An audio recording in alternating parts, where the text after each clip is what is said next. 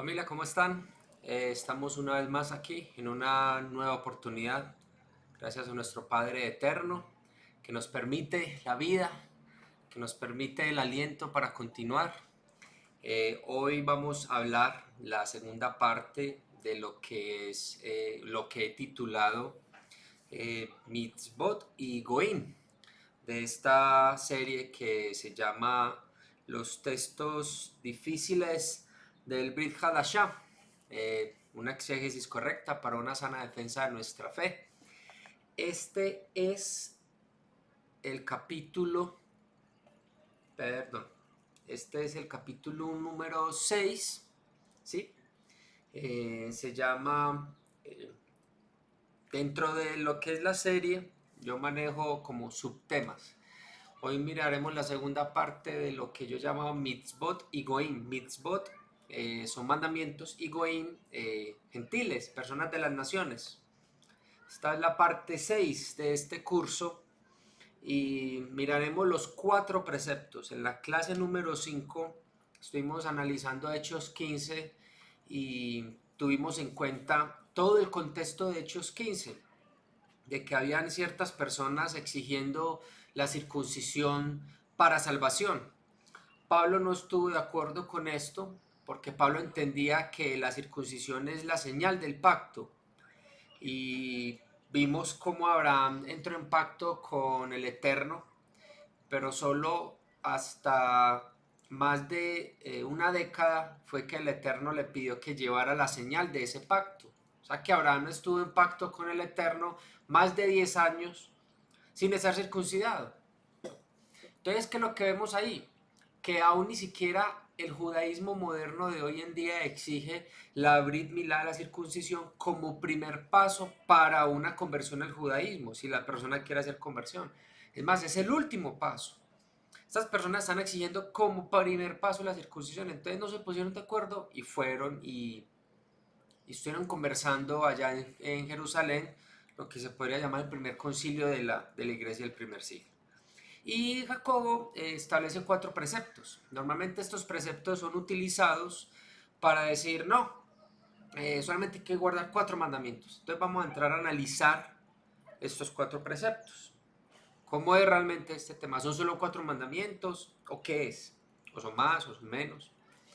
Entonces el texto, en la traducción del lenguaje actual de Hechos 15, verso 29, dice, no coman carne de animales que haya sido sacrificado en honor a los ídolos. Ahí está el primero. No coman sangre ni carne de animales que todavía tengan sangre adentro. Segundo. Y eviten las relaciones, bueno, aunque en el que acaba de narrar está comer carne con sangre y comer sangre. Ahí está el 3. Y evitar las relaciones sexuales que la ley de Moisés prohíbe, o la inmoralidad sexual. Si cumplen con esto, harán muy bien, reciban nuestro cariñoso, no me equivoqué, saludo. Entonces, vamos a mirar estas 4 prohibiciones, que es consumir sangre sacrificada a los ídolos, consumir sangre, consumir carne con sangre y evitar el libertinaje sexual. Vamos a empezar uno por uno. La carne sacrificada a los ídolos. Entonces, existe un concepto llamado Abodá Zará. La Abodá Zará significa adoración extraña, como incienso extraño, incienso que realmente no se ordenó que se hiciera. Entonces la Torah realmente no nos dice de manera explícita, porque hay personas que les gusta es que le saquen libro, capítulo y verso y que diga, yo prohíbo la adoración extraña. Mucha gente a veces pide este tipo de cosas. Así de manera explícita no está. Pero cuando uno analiza versos como el que vamos a mirar aquí en Éxodo capítulo 34 y después de Deuteronomio 7, uno se da cuenta de que el consumo de la carne sacrificada a los ídolos debe ser evitado. Entonces, Éxodo capítulo 34, verso 15, dice, por lo tanto, yo leo en la Reina Valera contemporánea, no harás alianza con los habitantes de esa tierra, de la tierra extranjera, ¿cierto? De la tierra a la que Israel iba, que es Canaán. Porque ustedes podrían prostituirse al ir en pos de sus dioses, y entonces ofrecerán sacrificios a sus dioses. y los invitarán a comer de sus sacrificios. Entonces, si yo hago alianza con una persona de la región de Canaán, una alianza comercial con un hitita, este hitita, después de cierto tiempo, él me invitará a, como dice acá, a prostituirme, a generar una adoración a esos dioses, los dioses hititas. Y pues obviamente en el tiempo antiguo siempre había sacrificios para las deidades. En toda esta región del antiguo cercano Medio Oriente, todos los dioses tenían un sistema sacrificial. Y parte de ese sistema sacrificial es que se tomaba el animal, se sacrificaba, después de sacrificarse, se preparaba una comida y se comía en el animal sacrificado. Eso significa o representa entrar en pacto con esa deidad.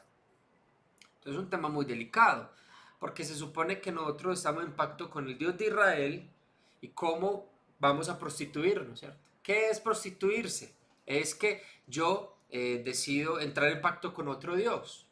Si yo estoy allí, contemplo ese sacrificio, contemplo ese ritual. Hoy en día, digamos, no se hacen sacrificios, pero hacen un ritual.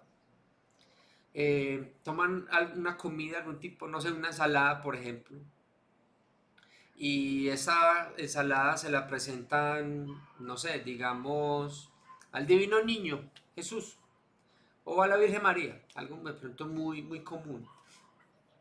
Y después a usted le entregan ese plato de comida y le dicen, coma.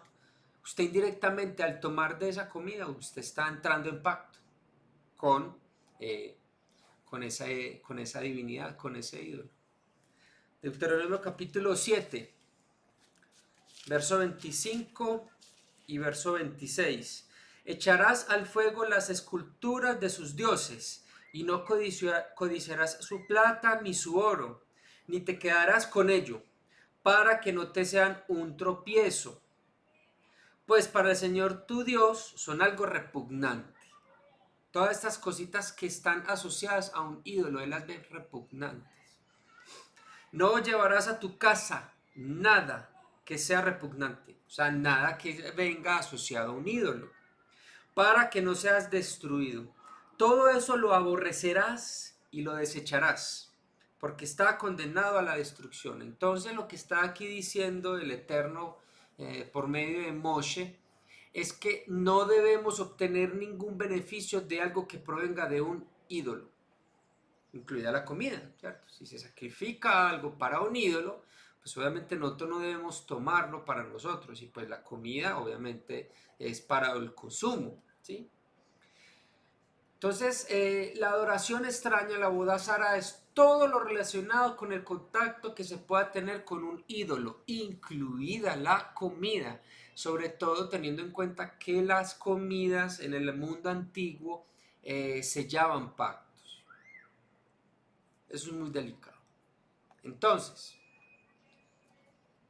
1 Corintios 10:14 nos dice que debemos huir de la idolatría. Vamos a Apocalipsis capítulo 2, verso 14 y verso 20.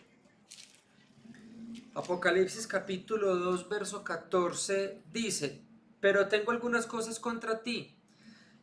Tienes contigo a los que se aferran a la doctrina de Balaam, el que enseñó a Balac, el rey, a poner tropiezos a los hijos de Israel, a hacerlos comer de lo sacrificado de los ídolos y caer en inmoralidades sexuales. Verso 20. Pero tengo algunas cosas contra ti. Tú toleras a Jezabel, esa mujer que se llama profetisa, pero que seduce a mis siervos y los lleva a incurrir en inmoralidad sexual y a comer lo sacrificado de los ídolos. Entonces, ¿qué es lo que pasa? El sacrificio, los rituales, sacrificio de ídolos, comida y relaciones sexuales, todo eso podía estar incluido. Entonces, en el mundo antiguo no era raro buscar en un lugar alto un árbol frondoso, grande, de buen tamaño, y tallar en el tronco del árbol, perdón, una imagen de, no sé, la diosa Acera. La decoraban, le ponían flores, le ponían velas, allí se presentaban sacrificios y adicional a eso se hacían ofrendas sexuales, y es que las personas tenían relaciones sexuales delante de este árbol, delante de esta imagen tallada en el árbol. El concepto de sexualidad dentro de los rituales a las deidades en el mundo antiguo era muy común. Ese era un conflicto que lidiaba, por ejemplo, Pablo mucho con la iglesia en Corinto. Por eso él le decía a las mujeres, mujeres, mucho cuidado cómo se visten, mucho cuidado cómo se peinan. Las pueden confundir con las sacerdotisas de tal y de tal y de tal. ¿Sí? Entonces, lo interesante acá es que todo lo que tiene que ver con la abodazara, con la adoración extraña, tiene un concepto ritualista implícito. Obviamente hay la moral, ¿sí? Pero el ritual está también implícito. Entonces, pacto, relaciones sexuales, comida sacrificada a los ídolos, adoración a ese Dios, todo eso podría estar dentro de un mismo paquete. Entonces, cuando Santiago le dice a la comunidad gentil, cuidado con la comida sacrificada a los ídolos, dentro de ese paquete les está diciendo, no se va a templos donde hay adoración a ídolos fuera del Dios de Israel. No obtengo ningún beneficio de todo aquello que pueda de pronto beneficiarme. Perdón, yo pongo por aquí la otra cámara. Obviamente, nada de ofrendas, menos de carácter sexual. Y evitando sobre todo que yo entre en pacto con estas deidades paganas. Hay que tener mucho cuidado con eso, con ese tipo de situaciones. Entonces, en el antiguo mundo, lo relacionado con un ídolo siempre tenía implícito un ritual. Es inevitable eso. La parte ritualista. Así que cuando a usted le entregan una carne que fue sacrificada a un ídolo, de ahí para atrás hay una serie de situaciones que lo pueden poner a usted de pronto en una situación un poco comprometedora. ¿Ok? Éxodo capítulo 20, verso 2, verso 3 al 5, vemos realmente que el Eterno es muy claro en su exigencia de evitar cualquier cosa que tenga que ver y que yo pueda obtener de un ídolo. Éxodo capítulo 20, verso 3, 4 y 5. Voy a poner la presentación. 3, 4 y 5. Dice, no tendrás dioses ajenos delante de mí. ¿Dónde estoy? Aquí está. Es que tengo dos cámaras. No tendrás dioses ajenos delante de mí. No te harás imagen, ni semejanza alguna a lo que está arriba en los cielos, abajo en la tierra, ni debajo de la tierra, en las aguas. No te inclinarás a ellas, ni las honrarás. Porque yo soy el Señor tu Dios fuerte y celoso.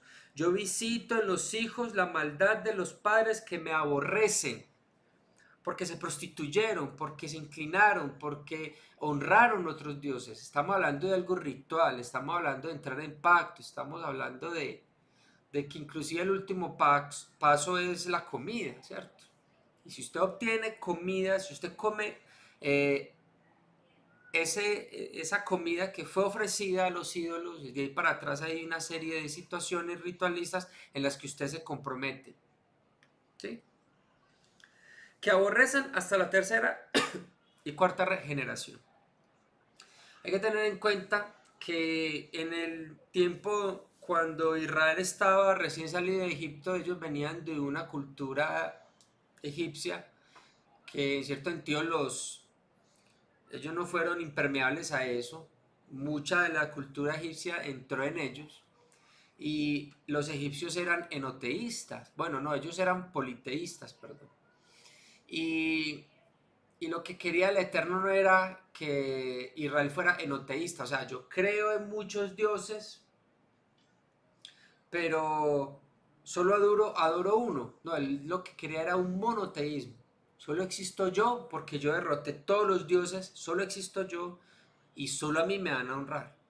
A ningún otro Dios, cuando ustedes lleguen a Canaán, a ningún otro Dios ustedes van a honrar, ni harán pacto, ni se acercarán, ni obtendrán ningún beneficio de esto. Entonces, cuando Santiago es muy explícito con el tema de la carne sacrificada a los ídolos, estamos viendo que hay todo un proceso atrás. Vamos a Levítico, capítulo 18, verso 3. Capítulo 18 dice: no hagan ustedes lo que hacen los egipcios, en cuyo país vivieron, tampoco hagan lo que hacen los cananeos, a cuyo país yo los voy a conducir. No sigan sus órdenes, sus estatutos. Entonces, se prohíbe adoptar prácticas idolátricas para ser implantadas en la adoración a Hashem. Todas estas prácticas que incluían imágenes tridimensionales, objetos idolátricos, ofrendas de comida, relaciones sexuales y rituales. Y llega el Eterno y dice: nada de lo que ellos hacen, sus estatutos, sus rituales, sus maneras de hacer las cosas, las van a traer acá. Yo establezco mi propio sistema sacrificial, mi propio protocolo de cómo nos debemos presentar y acercar al Eterno. ¿Sí? Entonces es un tema muy serio, donde el Eterno muestra que es muy radical. Y cuando uno mira realmente lo que podría implicar la comida sacrificada a un ídolo, y todo de lo que yo debo abstenerme, estamos viendo que no es un solo mitzvot, no es una sola mitzvah, perdón, son 45 mitzvot, 45 mandamientos, que están directamente relacionados con la abodá zará, con la idolatría, con la adoración extraña. Así que de entrada ya nos damos cuenta que no son solo 4. Ya por lo menos en la primera parte ya vimos que hay 45 mandamientos asociados a todo lo que tiene que ver con una comida, lo que cuando usted le pone en ese plato y ese plato de comida fue ofrecido a un ídolo, de ahí para atrás hay todo un proceso que uno normalmente desconoce. La segunda parte, consumir carne con sangre y estrangulado. Entonces, aquí hay que tener en cuenta el tema de la shejitá, el tema del sacrificio, cómo se debe hacer. Hoy en día, aún el judaísmo moderno es muy estricto cuando se trata de carne kosher. Se busca que este animalito, desde que nace, en todo su proceso de crianza y aún en el sacrificio, tenga los mejores cuidados. Y yo hablo un poco de este tema de la comida en unos videos pasados. Lo hablé no recuerdo si lo hablé en Marcos 7, yo creo que lo hablé en Marcos 7, en un video que dice Marcos 7, los invito a que lo vean, donde hablé un poquito del tema de la comida y por qué se establece todo este tema de ser tan exigentes con el sacrificio. Entonces, a la hora de sacrificar el animal,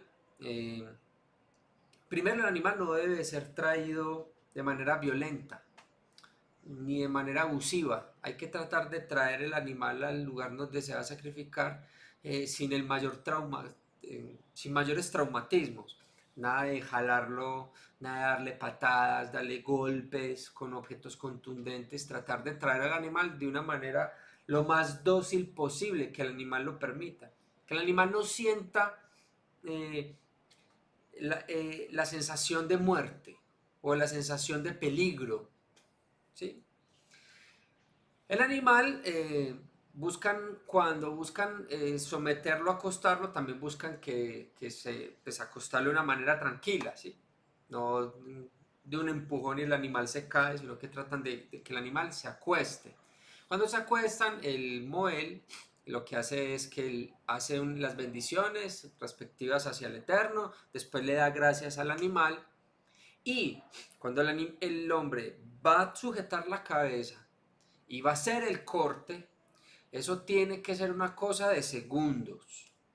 Entonces él hace las bendiciones respectivas y tiene que ser un asunto de, una vez toma su casa para hacer el corte, tiene que ser algo rápido. Entonces ya con el tema del desangrado, primero debe realizarse un sacrificio o un corte, debe ser un corte cuidadoso, limpio, rápido. El cuchillo obviamente es un cuchillo especial, debe ser por lo menos el doble del tamaño del cuello del animal para que no haya que cortar y volver a cortar, porque cortar, volver a cortar, ya el animal queda descartado como kosher. Cortar, detenerse y seguir el corte, cortar, devolverse y volver a cortar como un serruchar, todo eso tiene que quedar descartado. ¿Qué es lo que hace el que va a hacer el corte? Busca el lugar específico allí, aquí en el cuello, ellos saben, ellos estudian para eso, busca el lugar adecuado, toma el cuchillo y cuando sujeta la cabeza del animal, él tiene que llegar, entrar, hacer un único corte, lo suficientemente profundo y delicado y quirúrgico para que el animal sufra el menos dolor posible, que él solo sienta el pinchón, porque tiene que ser algo no lento, sino que tiene que ser un corte rápido, limpio.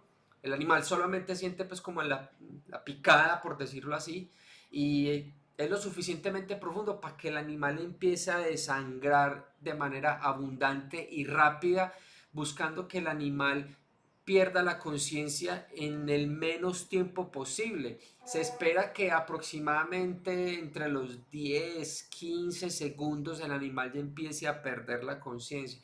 ¿Qué se busca con todo esto? Con un corte delicado, rápido, limpio, quirúrgico, que es profundo, que el animal se desangre rápido. Se busca que el animal sufra lo menos posible. Que el animal simplemente lo llevan a un lugar, lo acuestan, está acostado, solo siente un piquete y a los 10, 15 minutos, segundos, perdón, el animal simplemente se empieza a ir.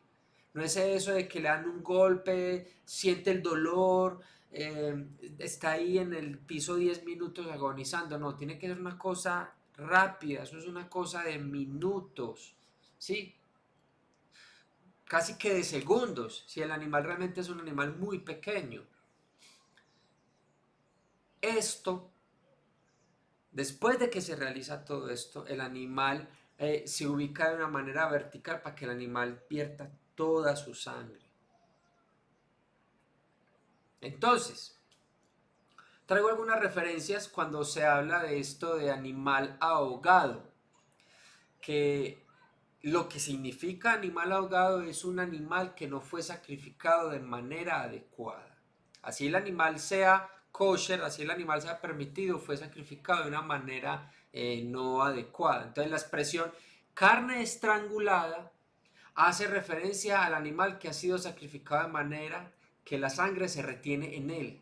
La sangre es considerada sagrada para los judíos, por lo tanto, toda la carne debe drenar la sangre antes de su consumo. La primera referencia. La segunda, en la expresión lo que ha sido estrangulado, hablando de Hechos, capítulo 10, de Hechos 15, perdón, se hace alusión a la carne de animales sacrificados inadecuadamente o de forma no ritual, sin ser desangrados. Pueden leer Levíticos 17:15 y Éxodo 22:31 cuando se habla realmente del evitar el consumo de la sangre. La expresión carne estrangulada, esto es Thompson, también se entiende como la carne de animales que no han sido sacrificados mediante el derramamiento de su sangre, de acuerdo con la práctica bíblica y judía. ¿Y de dónde se toma todo esto? Todo esto se toma de los sacrificios realizados en el templo por los sacerdotes, por los Kohanim. Ellos realizaban unos sacrificios muy específicos, que es la Shejitá.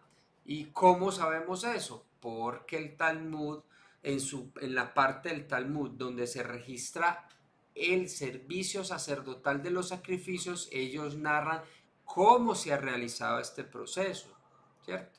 Está la evidencia histórica en ese sentido. Entonces, todo este sistema sacrificial que se hacía en el templo se trajo al día a día. Por eso hoy el judaísmo moderno es tan exigente con esta parte. Levíticos 22-29 dice: cuando lleves una ofrenda de agradecimiento al Señor, sacrifícala de la forma apropiada para que seas aceptado. ¿Cómo era la forma apropiada? Darle un golpe contundente y el animal ahí muriendo de dolor. Eso obviamente no era así, ¿cierto? Era algo muy bien elaborado, buscando que el animal sufra el menos dolor posible y que sea algo rápido. En Hechos 10:14 nos habla Pedro de que dice que nada comido ni común ni inmundo. Lo busca usted en Hechos 10:14. Y si usted mira en el griego, no es lo mismo común que inmundo, ¿sí? Entonces, ¿a qué se refiere este señor Joseph cuando se habla de la comida común? Dice, también puede referirse a la forma en que los animales no consagrados son sacrificados. Pedro puede estar insinuando que nunca ha comido nada que haya sido mal sacrificado de acuerdo con las alajot. Lo que está diciendo aquí señor Joseph Shulam es que Pedro aún ni siquiera carne que es kosher, que es permitida por Levíticos capítulo 11, él ni siquiera, si fue sacrificada de manera no adecuada, él no lo había consumido. Eso es carne común o comida común. O sea, una vaca que fue sacrificada de manera tortuosa, esa vaca podríamos decir que es comida común, porque fue mal sacrificada. Y aún Pedro dice, yo ni siquiera animales que fueron mal sacrificados los he consumido. Y este tema del consumo de la sangre, esta otra referencia. La prohibición de la sangre proviene de una misma obligación, refiriéndose a la prohibición del consumo de la sangre de animales en cualquier forma. Los tres requerimientos: abstención de los alimentos sacrificados a los ídolos, de las cosas estranguladas y de la sangre, son de categoría ritual. Porque todo este tema de la shejitá es todo un ritual. Como se hacía en el templo, era de carácter ritualista. Relacionada con el tema de las comidas puras e impuras. Si se realizaba un mal proceso ritualista, este animal es considerado un animal que ya es descartado, es comida común. Si es un cordero que fue bien alimentado, pero mal sacrificado, descartado como comida kosher, porque sufrió. Y aún eso en la carne y en el sabor de la carne se puede ver. Otro comentario.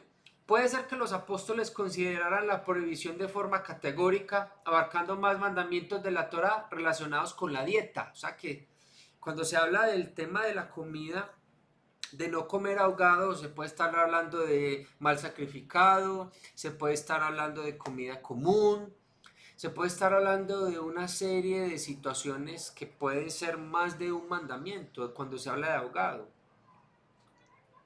Por un lado, esto habría forzado a los discípulos gentiles a consumir solo carne sacrificada de forma kosher, comprando carne solo de mataderos judíos y por defecto evitando mamíferos no kosher como el cerdo o el camello.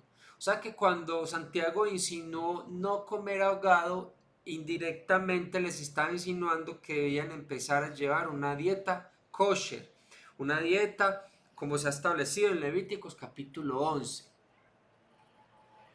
Porque aún ni siquiera una vaca o un cordero que fueron mal sacrificados se deben consumir, según Santiago. Cuando él dice nada de ahogado, lo que se está refiriendo es nada que haya sido mal sacrificado o sacrificado de una manera tortuosa o dolorosa. Otro comentario. Parece que de manera muy sutil los apóstoles estaban induciendo a los gentiles hacia una dieta kosher básica. Después de todo, como hemos señalado, muchos de los nuevos gentiles creyentes, como Cornelio, era un temeroso de Dios. Y en alguna medida también tenían una dieta kosher. Muy importante eso. Ya vimos lo que es. Nada de lo sacrificado a los ídolos, nada de comer animales que fueron mal sacrificados y nada de comer animales que al ser mal sacrificados retienen su sangre. Yo estoy comiendo carne con sangre. Prácticamente tres están insinuando un montón de situaciones que son de carácter ritual. Nos están insinuando, y Santiago está siendo muy específico, con saber llevar una dieta. Y estos tres, llegamos al, bueno, ahí dice tres porque abarqué en la segunda parte lo de ahogado y sangre. Entonces ya aquí el cuarto mandamiento, que es el libertinaje sexual, vamos a mirar un poco eso, ¿sí? Entonces, ¿por qué puse cambiando hábitos? Porque esta frase hace alusión a todas las regulaciones dictadas en el libro de Baikra, Levíticos 18 al 20. Si usted mira Levíticos 18 al 20, me haces un favor, me prendes esta lucecita, gracias. De 18, 19 y 20, de capítulo 18, todo tiene que ver con no mirar la desnudez o no descubrir la desnudez de una persona. Y esto pues obviamente está implícito tener relaciones sexuales, tener intimidad con esa persona. Y pues obviamente abstenerse de tener relaciones con personas de mi mismo sexo, evitar relaciones con animales. Sí, usted lo puede ver en estos tres capítulos. Entonces, la frase abstenerse de inmoralidad sexual, como la dice Jacobo, Santiago, no es solo un mandamiento, sino un paquete que abarca más de 25 mandamientos. ¿Y por qué? Porque en Levítico 18, verso 3, vuelvo y lo leo. No hagan ustedes lo que hacen los egipcios en cuyo país vivieron, tampoco hagan lo que hacen los cananeos a cuyo país yo los conduzco, no sigan sus estatutos. Entonces, aquí hay que tener en cuenta algo, aquí me voy a tener un poquito, y es el hecho de que lo que para nosotros aquí en Occidente en el año, en el tiempo moderno, cuando estoy grabando esto es 2020, perdón, el código moral para nosotros es muy diferente en el mundo antiguo. Pensemos en una persona del primer siglo, romano, pudiente, tiene esposa y tiene 10 esclavas. Si él tiene relaciones con su esposa y es descubierto teniendo relaciones sexuales con otra esposa, o sea, una ciudadana romana, él es acusado de adulterio. Pero si él tiene relaciones sexuales con las 10 esclavas, no es considerado adulterio. Porque las esclavas, en el Imperio Romano, un esclavo era considerado un objeto. Yo con mi objeto y con mi propiedad hago lo que quiero. Ese era el pensamiento en ese tiempo. Entonces, ¿qué hacía este hombre, este ciudadano romano?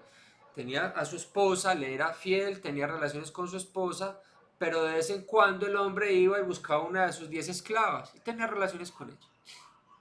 Él tenía esclavas y esclavos, entonces hacía una reunión social. Y a veces esas reuniones sociales de puros ciudadanos romanos, parte del entretenimiento era traer una esclava y ponerla a tener relaciones sexuales con 5 esclavos. Era parte del entretenimiento. Entonces lo que es para nosotros, en ese momento eso para nosotros es una cosa escandalosa y horrible, para ellos era muy normal. Entonces el código moral es muy diferente. Entonces cuando leemos a Santiago diciendo que nos abstengamos de la inmoralidad sexual, para un griego del primer siglo es una cosa que para un latino en este tiempo no es lo mismo. Muchas cosas que para nosotros hoy en día son tabú, en ese tiempo no lo eran. El libertinaje sexual era muy fuerte en lo que es el Imperio Romano, el Imperio Greco-Romano en ese tiempo.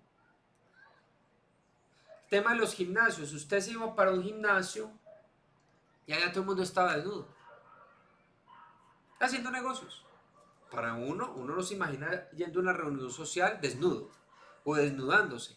O lo que eran los Juegos Olímpicos, donde realmente los jugadores estaban todos desnudos, porque ver el cuerpo atlético era una cosa artística. Hoy en día, pues obviamente uno no va a ver una persona desnuda ejecutando un deporte o una disciplina, ¿cierto? De estas. Entonces el código moral varía. Entonces cuando Jacob dice, absténgase de la inmoralidad sexual, entonces, ¿qué es la inmoralidad sexual? ¿Cuál es el piso y cuál es el techo de eso? ¿Cuál es el límite, el marco jurídico en el que yo debo de decir no estoy haciendo un acto inmoral? Para un griego, si yo le digo, no, yo tengo mi esposa y no más, el griego o el romano van a decir, no, yo tengo mi esposa y mis dos esclavas. Y yo le voy a decir, pues, ¿cómo vas a tener dos esclavas? Eh, la esclavitud ha sido abolida. Y él me va a decir, no, es normal. La esclavitud es lo más normal. Y adicional a eso, yo tengo relaciones sexuales con ellas dos. E incluso me dieron hijos. Yo me voy a escandalizar, yo voy a decir, ¿cómo vas a tener relaciones con otras mujeres si debes estar solamente con tu esposa? Y él va a decir, pero es que no tiene nada de malo tener relaciones con mis dos esclavas. Entonces son códigos morales muy diferentes. ¿Quién es el único que puede determinar ese código y unificar todo? Pues el Eterno lo estableció. Por eso él aquí en Levíticos capítulo 18, verso 3 dice, no hagan como hacen ellos. Y empieza, no vas a ver la desnudez de tu padre, no la vas a ver la desnudez de tu madre, no vas a ver la desnudez de la esposa de tu padre, no vas a ver la desnudez del esposo de tu madre, ni la desnudez de tu hermana, y empieza, no tendrás relaciones con otros hombres, si tú eres mujer no tendrás relaciones con mujeres, no tendrás relaciones con animales. Y él empieza a establecer una serie de regulaciones que ya están establecidas y que Jacobo, como judío que era, hermano de Yeshua, él las conocía. Entonces cuando él dice abstenerse de inmoralidad sexual, él está hablando de lo que hay en las escrituras como inmoralidad sexual. Entonces, vuelvo a la presentación. ¿Qué es o qué abarca? Entonces, ¿cuáles son algunos aspectos que abarca evitar la inmoralidad sexual según las escrituras? Voy a poner la presentación por aquí. Prohibición de mirar la desnudez de los parientes, de unos parientes, ¿sí?